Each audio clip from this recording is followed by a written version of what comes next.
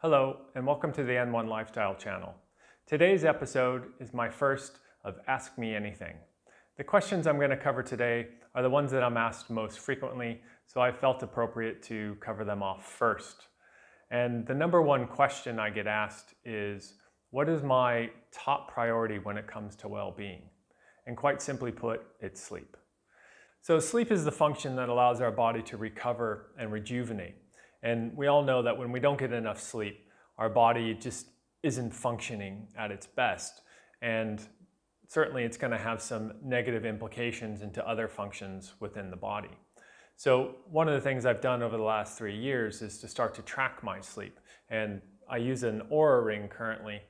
And the reason I chose an Oura ring is because it seems to have the best algorithms and AI to allow your body to compare itself versus itself.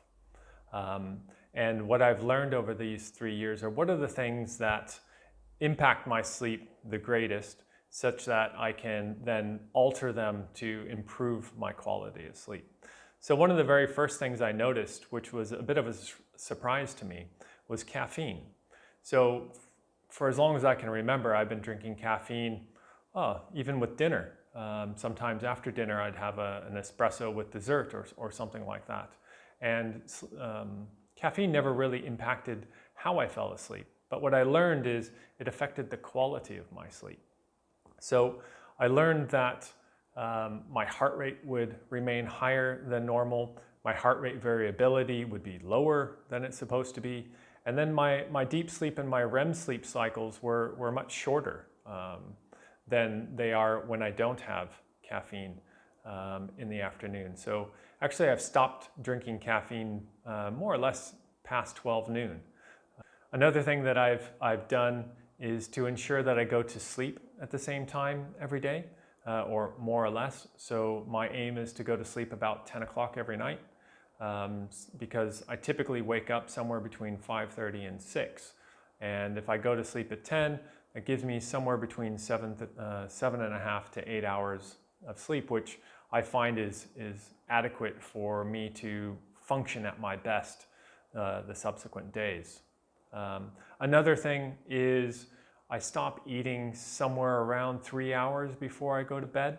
So I try to start dinner somewhere around 6:30, so I finish by 7, and that way it gives me 3 hours of digestion before I go to bed at 10. Alcohol is another one that I definitely avoid. It's not usually part of my diet anyway, but alcohol is a suppressant and it does help a lot of people go to sleep. But what I've certainly noticed for me is that it affects the quality of my sleep.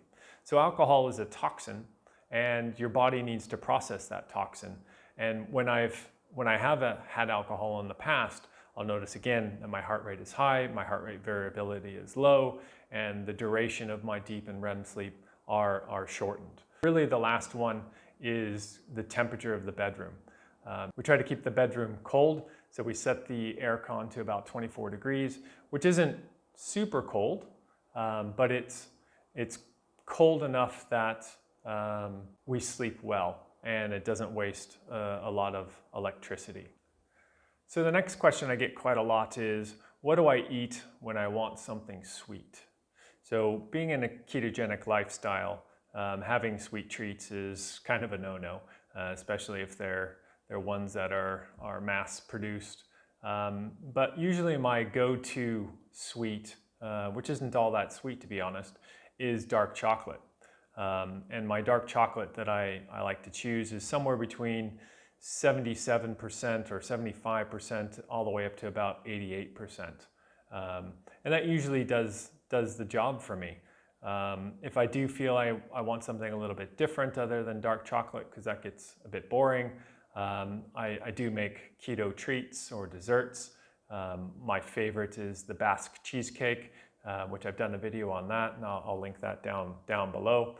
Another one is a keto tiramisu, and also a keto creme brulee. So those are all treats that I make and quite enjoy. And the last one that I'll have if I'm craving some type of fruit, is usually like half a Fuji apple, or some berries like blueberries or blackberries, raspberries, with some yogurt, some full-fat Greek yogurt. So those are the things that I usually have if I'm craving something sweet. The next question I get quite a lot is, what supplements do I take?